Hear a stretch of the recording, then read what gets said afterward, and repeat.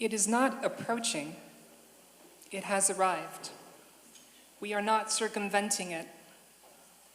Our clear water, one with the infested water women walk miles to each day they live, one with the rivers tainted by detritus of our ambitions, and with the dishonored ocean, our unbroken skin, one with the sore and filthy skin of the destitute. We utter the words, "We are one."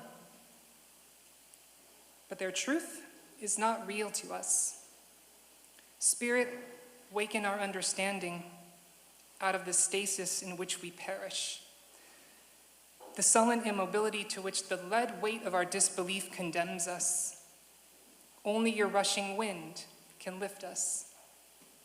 Make truth real to us, flame on our lips. Lift us to seize the present, wrench it out of its downspin. These words were composed by the poet Denise Levertov, and I think they get to the heart of awakening at Rosh Hashana.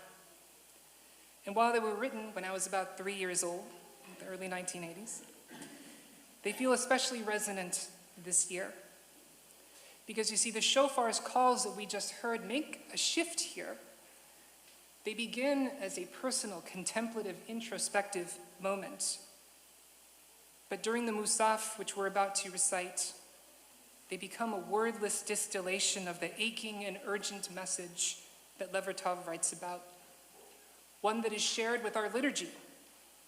When the psalmist declares Hayotzer Yahad Libam, that God forms all of our hearts together. And also in our liturgy when we say that all of us become Kulanu Aguda Achat, that we become one binding together. This theme becomes more pronounced when we combine the shofar's calls with the Amidah. The Musaf has a peculiar structure. It has 9 blessings. The first 3 and the last 3 are pretty much the same that we do all year. But the middle 3 really have something special to them.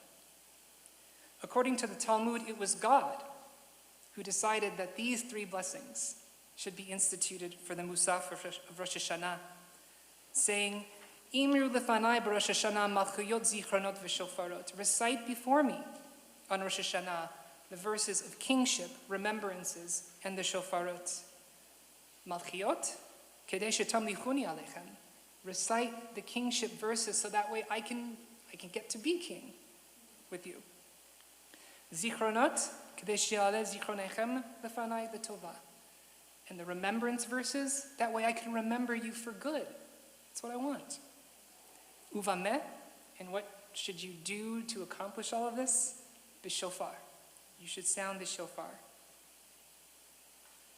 Now, when we talk about kingship in this context especially, Professor Mark Zvi Bretler reminds us that in Jewish tradition, the king was not a figure of absolute authority who ruled by fiat, but rather a leader who was accountable to decide and to act justly.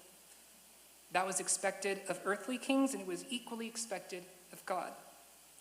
This fact is summed up beautifully in a psalm that we chant every Friday night as part of the Kabbalat Shabbat service. Bifnei Adonai kiva lishpot haaretz, yishpot tevel b'tzedek, ve'amin be'emunato. At the presence of Adonai who is coming to rule the earth and will rule the world justly, and its peoples in faithfulness. This is further emphasized in that during this whole week, these 10 days of repentance between now and Kippur, we change one of the center blessings to say, HaMelech HaMishpat, that God is the King of justice. And so, when God asks us to crown God as King, it can be understood as a plea to God and to ourselves to renew our commitment to a more just world.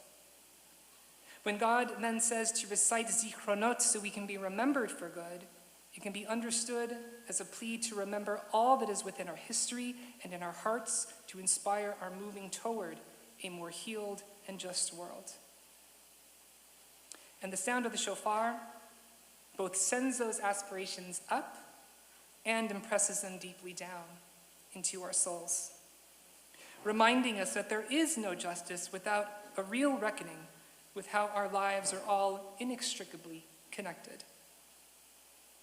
And finally, all of that is made powerful exponentially when we remember that we do not do this process and consider these things alone, but in the presence of community, partnering with God and one another, recognizing our shared hearts, our shared lives, and our shared world to actualize this vision of a just and healed home for all of us as we begin this new year together. The moment is not approaching, it has arrived, Denise Levertov wrote. In some shape or form, it's been here for quite some time. The question is, will we be awake to it? And what will we do?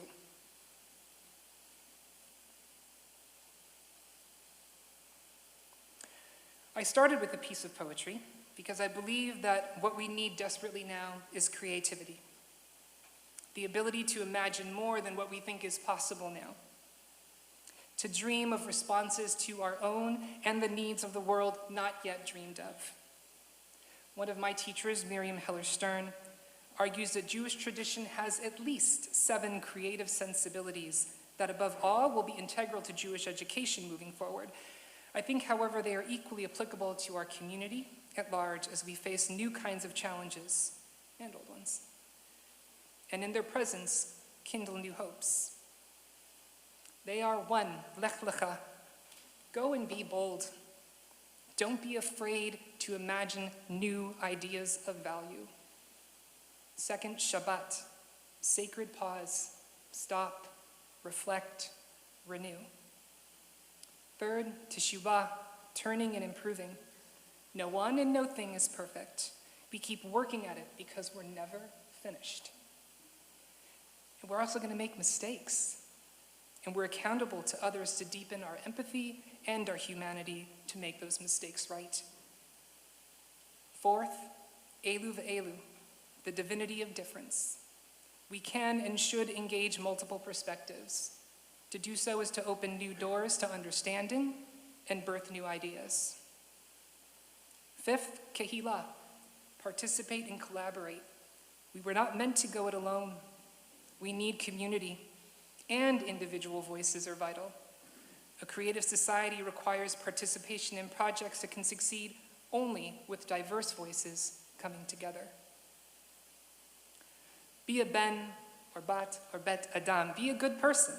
That's number 6. Fundamentally, this is about making care for one another, the foundation upon which everything else rests. And finally, 7, yesh tikva.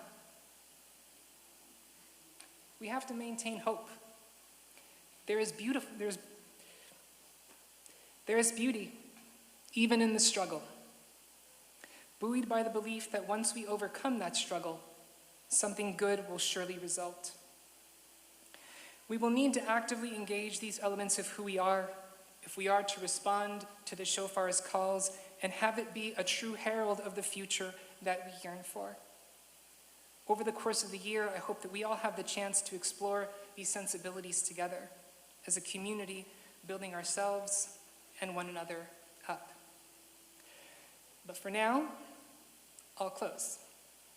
And I'd like to take us back to September 14th, 1882, also known as Rosh Hashana 5643, and conclude the words of another poet, Emma Lazarus, who wrote about Rosh Hashana that year thusly: "For never yet, since on the holy height, the temple's marble walls of white and green, carved like the sea waves, fell, and the world's light went out in darkness, never was the year greater with portent and with promise seen than this eve, now and here."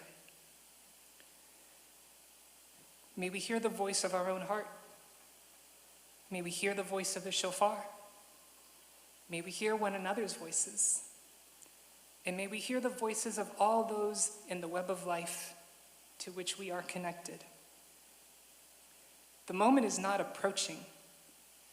It has arrived. Shana Tova.